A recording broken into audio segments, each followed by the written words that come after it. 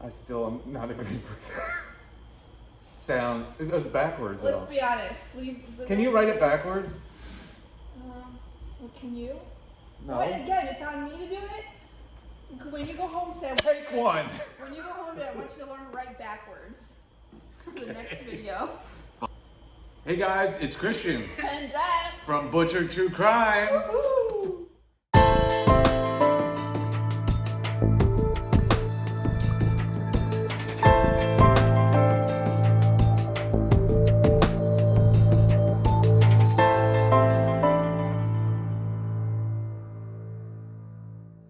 She runs this bitch. Speaking of this, it's not a bitch. This bitch. We are out at Bula Kava Bar in Wellington, which Yeah! is so amazing because it's exactly, I've lived out here in Wellington for about 31 years and it's everything Wellington needed. This is Nicole. This is Nicole, one of their kava tenders. Woo! Yeah. And yeah, it's a super fun spot. They have a pool table, as you can see. They got a full bar. Their kava is so strong. Yes, it is. Their tea is delicious. Yes, it is. Yeah, it's such a cute spot. Everything's brand new. So definitely come out here and check them out. And when you do, not if, when, make sure you tell them you saw this video. Yeah. And you learned about them from us. Yes. And yeah, make sure to check them out. And again, Bula Kava Bar, thank you so much for sponsoring this video. Yes, thank you. You guys so And much. let's do a bula to bula. Yeah, let's do a bula. The to only bula. kava bar in Wellington, Florida. Yeah, that is, yep. That's damn right. Best of the West. Best of the West, baby. Bula. It's so good. Today's story is disgusting and gruesome and everything I didn't need to know. Yeah, same. I was texting you earlier. I said this is probably the most uncomfortable Yeah. story or serial killer I've ever watched. Serial killers, actually.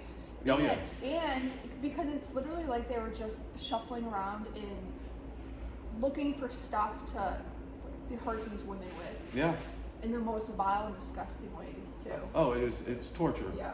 It was absolutely, that's why I said over the Dahmer and the Gacy, this one actually disturbed me the most. Yeah. I think for me, it's a toss-up still between Gacy and this one. Yeah. Just because Gacy with, like I said in that video, he was killing all the young boys, and I have my son's the same age as a lot of those boys were, and that one messed me. I was not okay. You saw me. Yeah, I know. I was not okay for a little while. Yep. But. So, yeah. Yeah, this one is, Yeah. Anyways, so you're, early you're welcome. Yeah. Sorry. You're welcome. All right, so. Today, we're going to talk about Lawrence Bittaker and Roy Norris, also known as the Toolbox Killers. They were tools. And they were, and they had a box too. They had a box too. Of tools in which they used. Yeah. We dove down, I dove into their background and their childhood. Yeah. And Lawrence Bittaker was born in 1940 in Pittsburgh, Pennsylvania area. And his mom was a teenager and she was like a terrible alcoholic. Yeah. Not even like a 18-year-old mom. She had him young. Yeah. I believe it was 14 years old. Like young. Like that's wild to me. Yep. So he obviously did not have a very good upbringing. Him and a sibling of his. Yep. And his father was very aggressive and would beat him and verbally abuse him and stuff like that until the family jumped in and said, you're not equipped to take care of these children. And she easily walked away. Yeah, she walked right away and gave them to the aunt and uncle. Yeah, both the siblings, one went to one aunt and uncle and the other one went to a different aunt and uncle. So they weren't even together. Now these children just lost their mother and father and their other sibling. Right. Which, that's a lot. That's a lot for an adult, let alone a little child. Yeah. And his experience with his aunt and uncle that Lawrence Bittaker stayed with was horrendous. Yeah. I mean, he said, quote unquote, that he felt like a boarder. Yeah. That he was just there, they paid the rent, they cooked, but as far as love and everything like that, they just didn't give it to him. And whenever he would get in trouble, his mom would take him to the bedroom, make him take off his clothes, and actually burn him with cigarettes. Yep. Like on his butt, to where it was like spots that nobody could see, to like turn him in for child abuse and stuff. Like teachers couldn't see. Okay. So I remember there's actually, and I will try to link it in the description, but I came across this story. No, it's a documentary, not a story. It's a documentary on Peacock a few weeks ago, and I told Christian, I was like, you have to watch this. Like, here's my login info. Just go home and watch this, and he did. And I'm sorry, but I watched it twice. Yeah, it starts off with Bittaker like opening up, and like basically it's like this FBI agent, like multiple people who have interviewed him tried to interview him over the years, but he got a really close connection with this one girl for about 5 years. They were like writing letters on and off, talking on and off, and he became really, really close with her. And but it starts off saying that if Lawrence Bittaker saying, if I had one good parent, I wouldn't have become this monster. And that gave me the chills, because it's true. Like, kids don't, I know I say this almost every video, but kids don't ask to be born. Right. And it's like, if they just one good parent, just one good person to love them and show them an example and show them the way and be kind, and it's crazy. And that I was like, am I gonna end this documentary liking this guy, because I feel so sorry for him? I know, and that was in his later years too. Yeah, and in a way, it's crazy, because by the end of it, you feel so bad for these girls and what they went through, but at the end I was like, I don't know, is he genuinely showing remorse? I don't think he can, but I don't know. You should watch it though. Yeah. I will definitely try to link it. Also, while he lived with his aunt and uncle, like he actually burned down 2 sheds. This is a kid trying to get attention, in my opinion. Oh yeah, for sure. And he also found out that they had bunnies, and he went outside and he took one of the bunnies and he took pliers and pulled all the teeth out of the bunny. Mm-hmm. I mean, they always say, and like you got to look into people's past and their childhood if they get involved with hurting animals, or if they get involved with like arson and fire. That those are red flags right there, and couldn't be more apparent with this one. They're a child's frontal lobe, which is where all their rational decision making and knowing the difference between like consequences and everything doesn't fully form till like your mid-20s, late 20s sometimes for boys. Right. So it's wild. Right. It's wild. So yes, like Christian was saying, that is like one of the first few signs that they'll tell you to look for, is like a child who's wanting to hurt themselves, hurt animals. It's crazy. Yeah, and fire seems to be a big one too that I've noticed. Yeah. But that was Lawrence Bittaker's upbringing, and then you have Roy Norris, who was born in 1948 in Colorado, and his parents were unwed, and they got married because social stigma. Yeah, which I mean, I had a child out of wedlock. That does not mean nothing. I'm a good mom. Right. Got a good dad. But this is the 70s, so it's back then. We're talking the 70s. So no, 40s. They're growing up. Yeah. So Roy Norris ended up like hopping around from foster home to foster home, and he actually was sexually abused by one of his foster parents, which were a Hispanic couple. And then he joined the Navy, and he didn't have anything where it was said that he hated women. Yeah. He loathed and despised women. Yeah. And would resort to attacking and raping girls, which would land him in jail several different times. Yeah, which that's eventually what he went to jail for, and where him and Bittaker met up and became friends. Yep. And hatched out this wild plan that when they were both released, that's where this all takes off. So like she was saying, they met in jail, and while they were in jail, they bonded over making jewelry and like crosses. Mm-hmm. Now, it said that Bittaker had no friends in high school, but he had one girlfriend who was a Catholic girl, blonde hair, blue eyes, beautiful girl. And he said to her one day while he was taking her up to those mountains that he frequently visited, he's like, I love you. And she goes, I like you a lot. And for some reason, that kept playing in his head as rejection, rejection, rejection. Yeah. And so, like, you can see how all these things are forming just by his actions and his words. Yep. And him and Norris just plotting their sick sexual fantasies and what they were going to do once they got out of jail together. Because they were going to link up and... They did. And so Lawrence Bittaker actually ended up getting out first. Yep. And he moved out to LA where he became like a skilled machinist. And then it was like... He was actually making really good money. Yeah, he too, was. He had bucks. Yeah. Who would have thought he'd end up living in a motel room, but that's to stay undercover. Yeah. And then Roy Norris would get out like a couple months later and Not long after. join him. And then their fantasies they were going to put into reality. And when they did. They did. They did. Yeah. Game on. Yep. So they were trying to decide like what kind of car should we get, you know, because they were driving around taking pictures of females, in skimpy bathing suits and stuff. Yeah. And like They had a tons whole and collection tons. of pictures. Over 500. It was disgusting. Yeah. But they ended up getting a silver, like, creeper van. Yeah.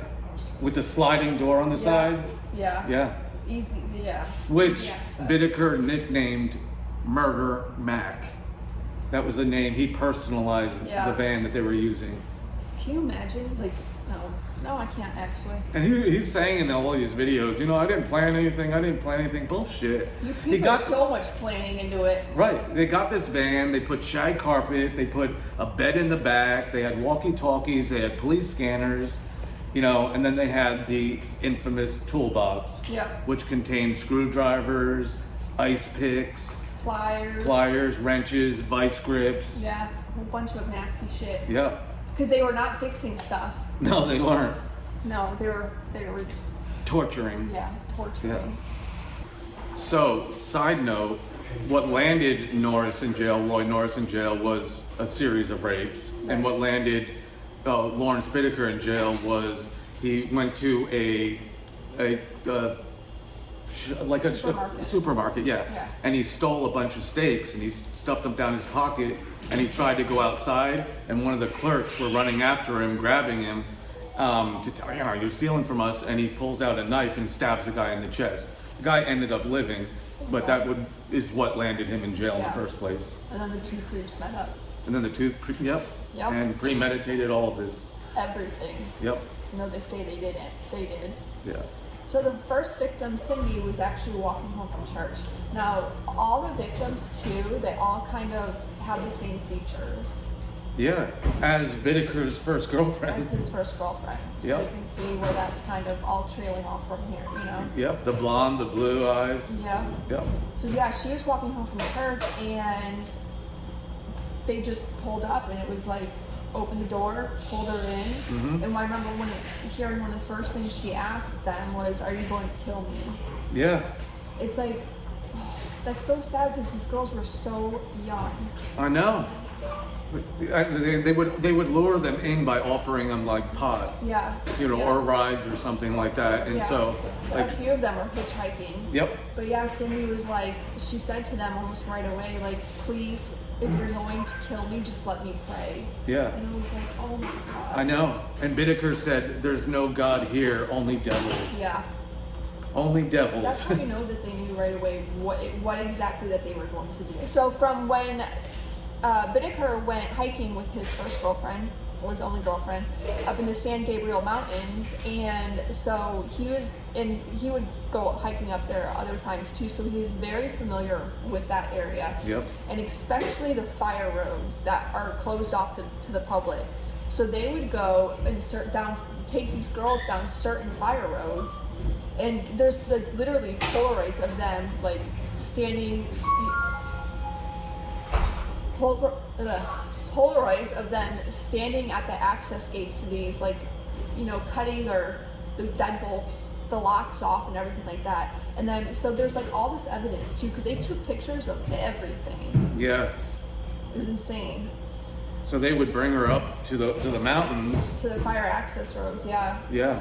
And then, Bittaker was just like, oh, you can rape her first. Now what they would do, they would bind her feet with like a masking tape or electrical tape, and then bind her arms.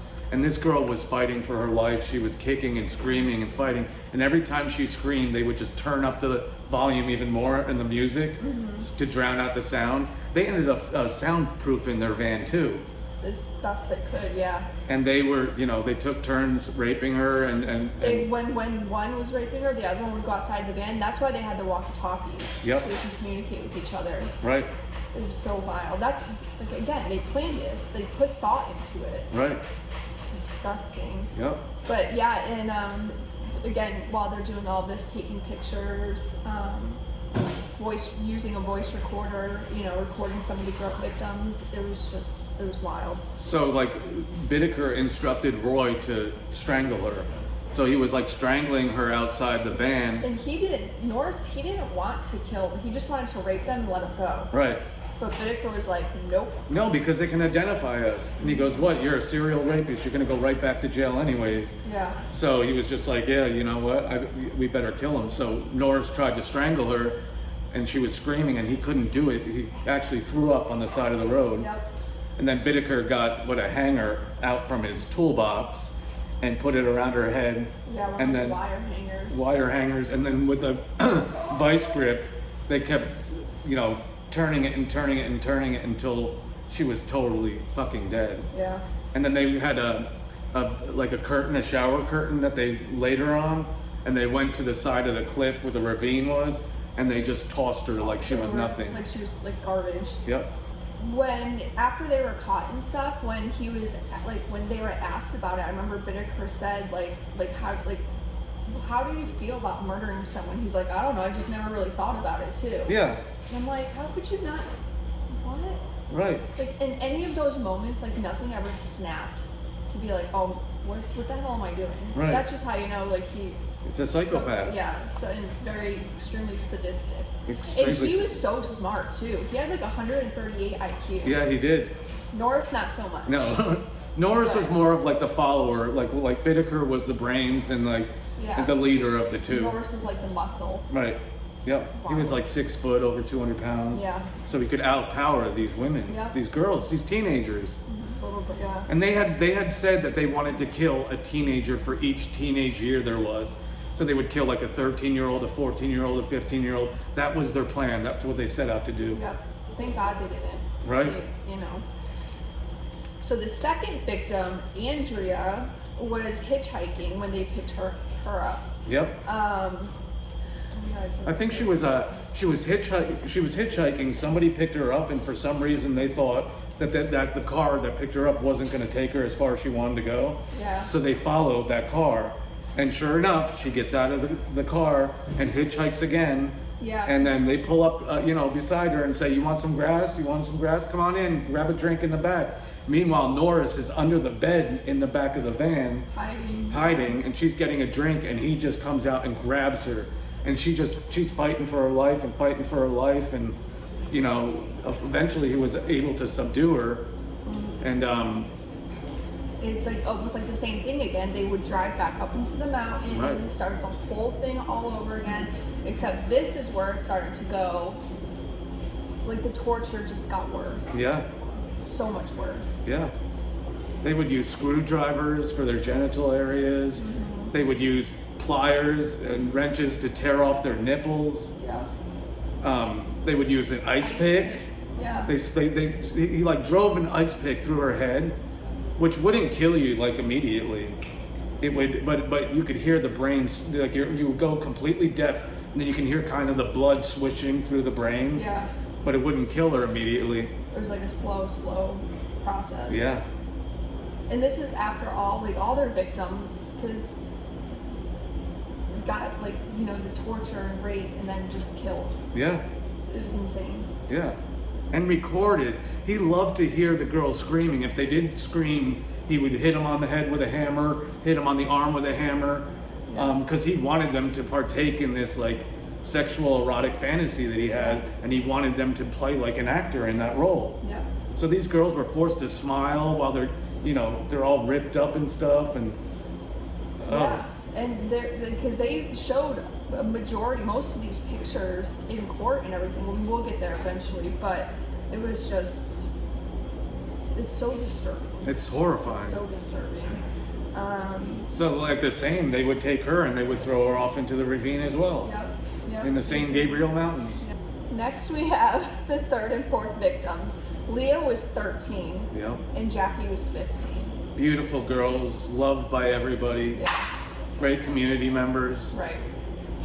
And they were actually, once all this comes to light, there was only 3 of the girls that were found. Their bodies were ever found. The first 2 that we already spoke about, they were never, their bodies still have yet to be found. Yep. So now the next 3 that we're going to talk about, all their bodies were found. Yeah.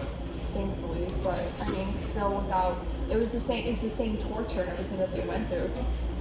So the 2 girls were actually picked up at like a bus stop because they were like right next to the beach. And Bittaker even said in one of his interviews, he goes, I don't know why they didn't walk. They're so stupid. They didn't walk. They wanted to hitchhike to the beach. Yeah, and they were like literally like 1 block from the beach. Right. And they just wanted to hitchhike that 1 block rest of the way. When they should, if they would have just walked, I'm not blaming them at all, but it was just, I mean, in that documentary, they talk about that. Like, if they had just walked that 1 block, you know. Yep. But they didn't. So he would take them, and same thing, he would let them in the van, he would offer them grass, he would offer them drinks. And then he would take them into the van, and they, you know, this is the one where while they were getting attacked, because he took, Roy Norris took like a bag of BBs and knocked, It was bullets. It was bullets? Yeah. And knocked the girl out with this bag of BBs. And then the younger girl too. She was the 13-year-old, because she got knocked out for a few minutes and then she came to and she started fighting. Yep. And she even opened up the sliding door and she got out and there was people playing tennis. Mm-hmm. And Bittaker got out of the driver's seat, came around to the side and punched her as hard as he could in the face and drove her back into the van. And there's tennis players, people watching, and he goes, she's just having a bad LSD trip. We're just gonna take her home. And they believed him. I know. Again, there's another example. If you see something, say something. Yeah. This is one where he would actually drive the ice pick through her head and the handle came off. Yeah, through her ear. Yep. And then it got like stuck and the handle just came off, so he pressed the ice pick. When they found her skull, the ice pick was still in it. Yeah. Oh God. Like the torture these kids went through. So Bittaker actually finds out that Jackie was a virgin, and this is where he got the tape recorder and taped it.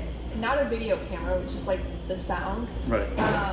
And because he just wanted to hear her scream. Yeah, he got off on it. I mean, people are calling him the most sadistic serial killer of all time. Yeah. And he got off on the fear and the screaming, and if they didn't scream, he would hurt them more. Yep. And they both took turns raping them for what, 2 days it was with those? Yeah, these are they kept these 2 girls the longest. Yeah. And then eventually the same thing, you know, kills them, throws them over the ravine together. So then, the 5th and final victim was Halloween 1979. And and her name was Lynette. Yep. And she would be the 5th and final victim. She was 16 years old, and she'd been to a Halloween party and was hitchhiking, trying to get a ride home. Yeah. And of course, same thing. Offered her grass. Murder Mac shows up. Yep. Murder Mac shows up, pulls alongside of her, opens the door. Roy jumps out, grabs her, throws her in the car. No, he didn't. She went willingly. Yeah, she went willingly. Yeah. It's okay. There's a lot here. Yeah. This one's a mind fuck for me. All of them. Yeah. So yeah, she went willingly, and of course Norris would hide under the bed, come out, attack her. Okay, so they actually stayed with Lynette. They actually stayed in Burbank with her. Yeah, they went off the beat. They went off the beaten trail for this one. Wasn't their norm. I think do you feel like they were getting like cocky about it, and they wanted like the police and to do the cat and mouse game with the police and the. Yeah, they were for sure getting cocky about it. Yeah. Because still up to this time, the cops haven't found any bodies. Right. So it was just going off of like any missing persons reports. Right. But yeah, so they took her to Burbank, or kept her in Burbank, and that's where they tortured and raped her for a little while. Yeah. And then he would inevitably, they would use a hammer and just clobber her repeatedly on the head, and he's like, yeah, she dropped like a sack of potatoes. He's saying it like it's nothing. Yeah, like it's a game. Yeah, and like when you hear his interviews, the way he's talking is like, oh, these girls didn't mind it. You know, they didn't have, you know, they just went along with it. You know, they were just I was paying these girls to help act out the scenes, and he goes, for my own sexual desires. It was wild. Oh. You're telling me like these little girls, because that's what they are. They're little girls, from ages 13 to 17? Yeah. Come on. Yeah. No. Nobody asked for that. No. Anyways, like Christian said, got hit with the hammer, and then she inevitably dies from strangulation. Yep. So, they dumped her in like on the side of the road near somebody's home. Yeah. You know, like and laying laying in the shrubs. Yeah. And the homeowner came out one morning, and she thought it was like a Halloween like mannequin. Yeah. But it just turns out, you know, this was their last victim. Yep. And they just dumped them there, and I think they wanted the cops to know. Yeah. They wanted to read about themselves. They wanted to hear about themselves. They wanted to see it on TV, whatever it was. Yeah. And when they found her, she actually still had the wire hanger around her neck. Yeah. And she also tried to grab the knife when they were coming at her with a knife, sliced her hand open. Big time, yeah. Yeah. You know what? At least all these girls, they were fucking fighters. Yeah, every single one of them fought. Yep. Yep. And if they didn't do what they were instructed to do while they were getting raped and while they were recording it, you know, like I said before, they would just hit them with hammers and make them scream. Yeah. And they had no emotion about it. Yeah. Nothing whatsoever. No.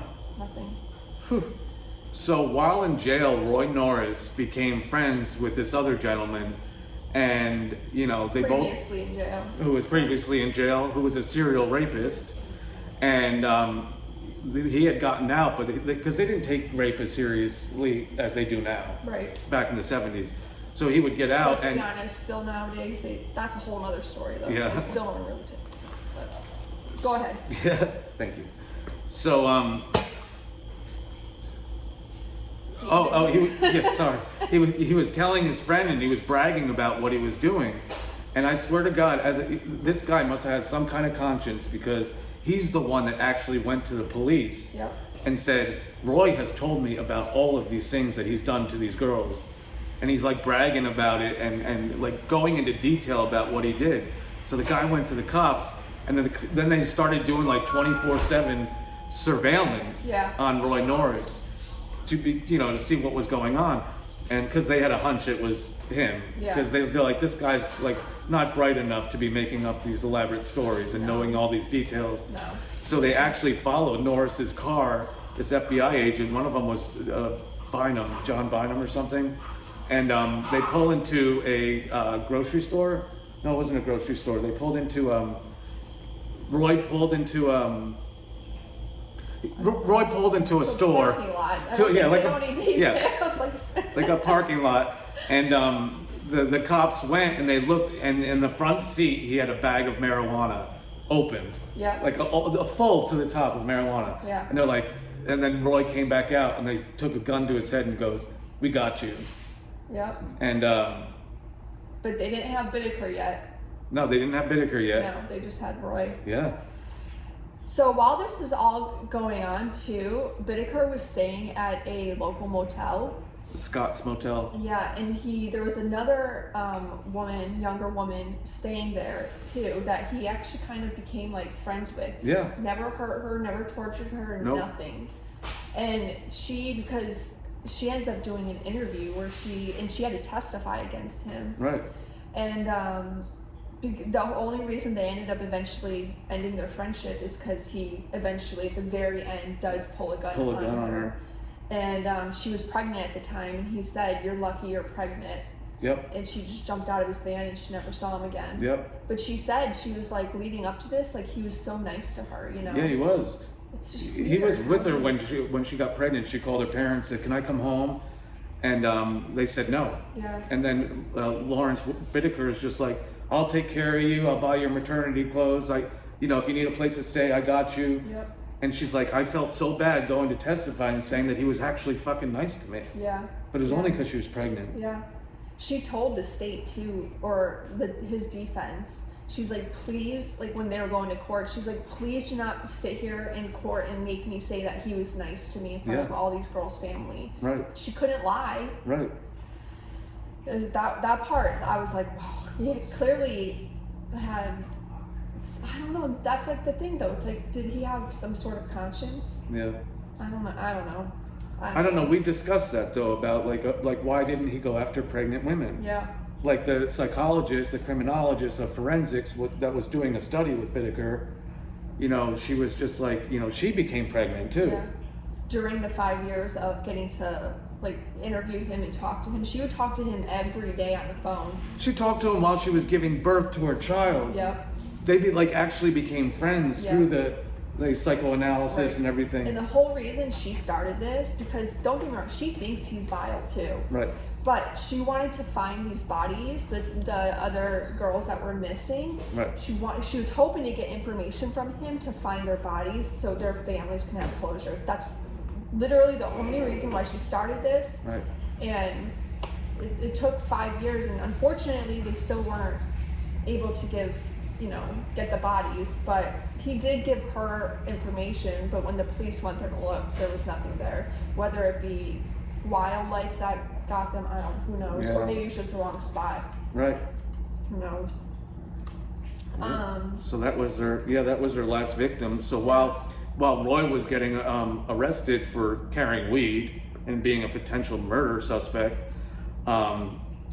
they got a warrant to search Roy Norris's house. Yep. And in there they found over 500 photos of women, some of them being tortured, some of them missing girls, and also just girls that they were taking pictures of unsuspectingly. Yep.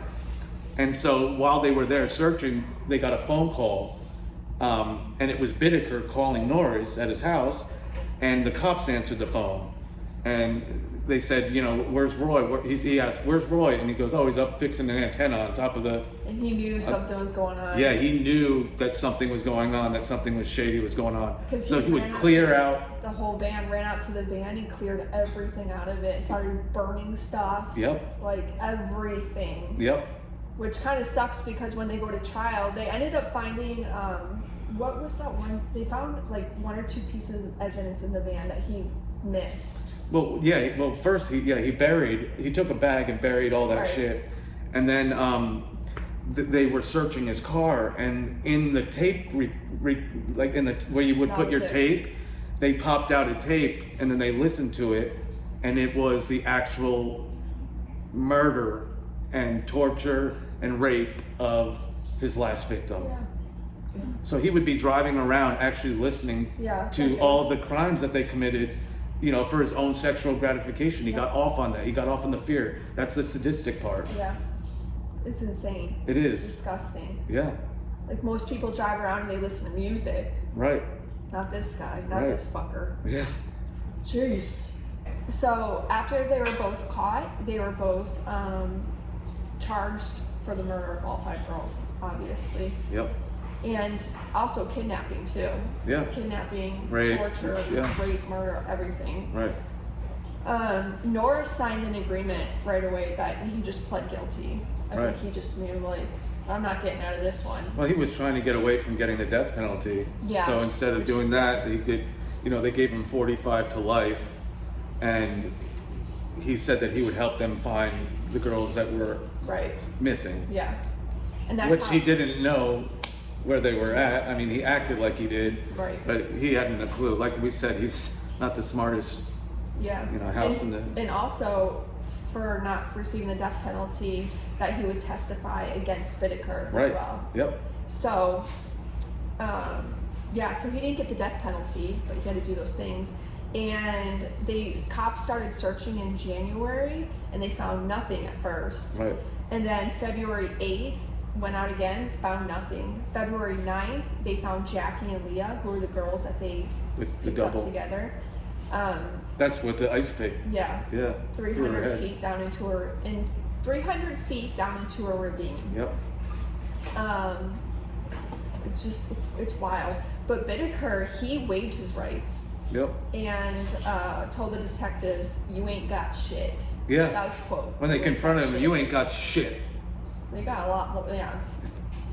Bittaker pled not guilty, so they had to have the whole, which really sucks for the families, because the families have to go there and they have to sit there and listen to all this god awful stuff.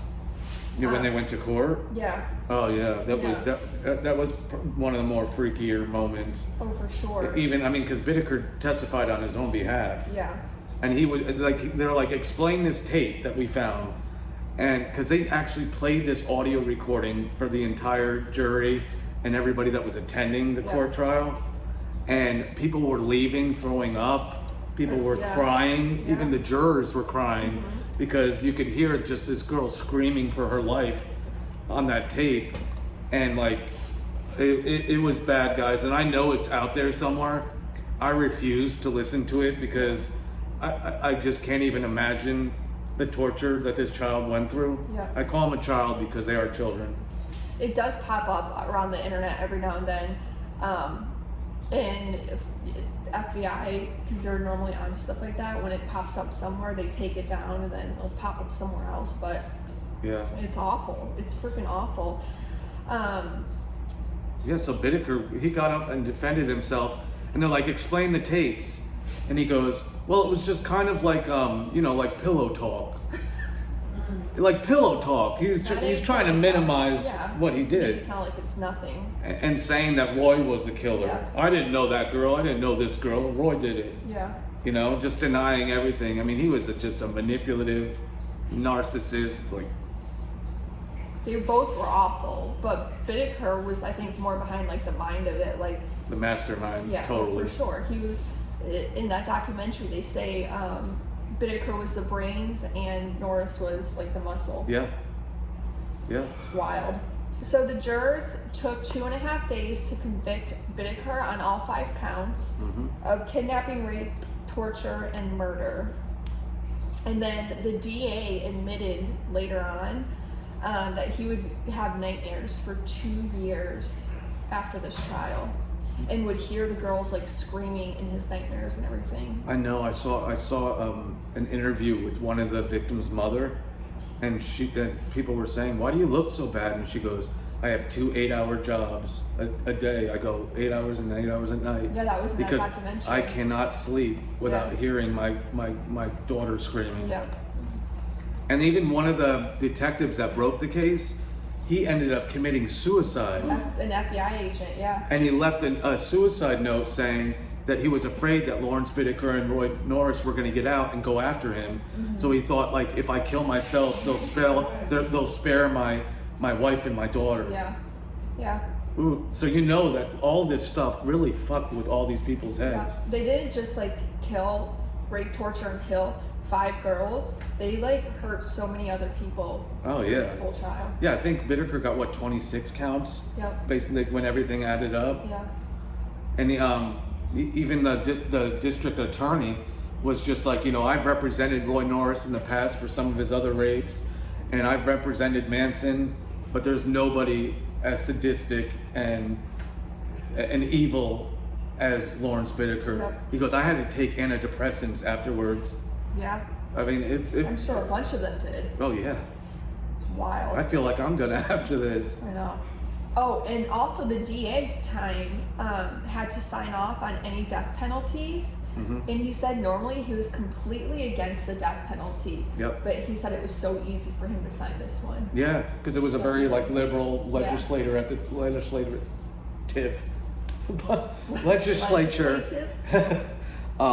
So they didn't think he was going to do it, but they signed off on it. Yep. Which he ended up receiving the death penalty, and then Norris is in there basically for life. Yep. And he was supposed to get the death penalty too, but the jury only took 60 60 seconds, 60 minutes. I can't remember. No, it was like 2 minutes. Yeah. So yeah, 60 seconds by the gas chamber too. Yeah. That's a wild way to go. But he sat on death row for 40 years. Mm-hmm. And because there was appeal processes and everything going on. Yeah. And one night, actually, Bittaker had a series of heart attacks and was also diagnosed with cancer that had like riddled his body. And that's when he said he started to feel... I didn't know about the cancer, I knew about the heart attacks, but... They said that's when he started to feel like emotion, and that his therapist even said that you're not a sociopath anymore. Like basically like he thought he was cured. Yeah, no, he wasn't. No, he wasn't. I mean, he was just sad and upset because he knew he was going to die. Exactly, and he was scared from his heart attack, Yeah. so it made him like even more freaked out. Yep. The crazy thing is, and this gave me such heebie-jeebies, was Bittaker died of natural causes after 40 years of sitting on death row, and Norris died just 2 months later. I know, of natural causes as well. And it was just, it's almost like, you know, a match made in heaven, you know? Yeah. You know, a lot of times you hear when one spouse dies, the other one follows. It's almost like these two are just like, I don't know. I don't even know. You know what But they're both dead. You know what I was so surprised about? What? With all the other cases that we've followed and that we've covered, you know how like when somebody does any rape or hurts women, the fellow inmates just destroy them, but nobody fucked with them. And maybe they had them like, you know. I mean, he said he was going out to the yard and stuff. It just didn't make sense to me. But death row inmates go out to the yard. They just go out to the yard by themselves. Oh, okay. Yeah, they get like an hour of time out in the yard just by themselves though. Yeah. And they can walk up and down. Like some prisons I know do, like they'll send out a certain number of death row inmates at a time, but they're each in their like own cage. Right. And they can walk the yard. So. That's in San Quentin, I think. Yeah. Wow. Yep. But yeah, they died in jail 2 months of each other, and it's like they were just supposed to go together. Who knows? It's weird. It's disturbing. But yeah, you're welcome, and that's the case of the Toolbox Killers. Exactly. Yeah. Ones that I don't want to ever relive or hear about again. It was that disturbing for me. I don't know why. I mean, compared to all the other ones, for some reason, the torture and the length that, you know, they made these people suffer. Yeah. Hit me hard. It's messed up. Yep. Yeah, this one and Gacy. Yeah. They're both. Ugh. Yeah. Those were the two rough ones for me. Yep. For sure. So with that being said, yeah. Thank you so much to Bula of Wellington Kava Bar for allowing us to film here today. It's been a great experience, a lot of fun. We had so much fun. Yes, we did. Their kava is so good. Yeah, I know, I loved it. I want to drink more. Oh, thank you. Oh, thank you. Oh, thank you. Oh, yeah, go for it. You can clap for us, guys. Yeah, clap for us. Thank you. Thank you, everybody. Thank you, everybody, for coming. I'll be running for mayor soon. Oh, jeez. So, a little thing I wanted to tell you guys is, well, first of all, please follow us on Instagram, TikTok, YouTube, butchered_true crime. And we're also going to please follow Bula Kava in Wellington. We'll link their Instagram down right here too. Yep. So, and that made me forget what I was going to say. I don't know. Maybe if you like this video and you like our content, subscribe to our channel. Oh, Give yeah. this video a thumbs up. Leave us some comments, good, bad, and ugly. And a little thing that Jess and I have decided to do is, for the big cases such as this one, or like, you know, the Dahmers and everybody, we're going to do them together, but we're also going to separately cover the smaller cases just to have more material for y'all to see. More videos. Yeah. And like the smaller ones will be like 10, 15, 20-minute videos tops. Right. But, and if this, you know, after we do it a few times, if you guys don't like us, like say something, we'll, you know, figure it all out. But we're just doing it to get more content out there, so. Yep. Yay. So everybody, from my partner in true crime and I, we'll see you next time. From my assistant. Yeah, her assistant. Because I got no credit on any of this. It's Yeah, Jess. Yeah, sound. You're loud. Christian, so loud. That's what I get. Am I wrong? Take 5. I'm gonna fight him. Bye, guys. Bye, guys.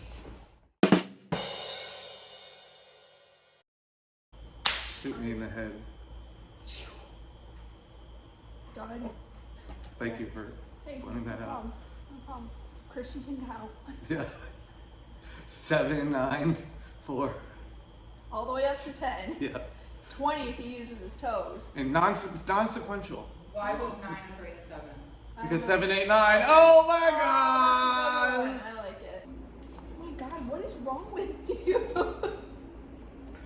Your This- pouches aren't new anymore. The straw got caught in my mouth, Something I hate those.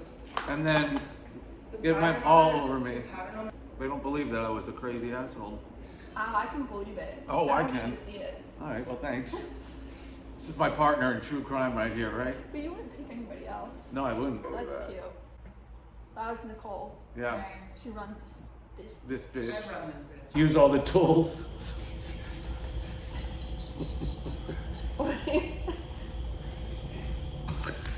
You're funny. God. Yes. Let me steal your lettuce. You're sad. You're Edit that out.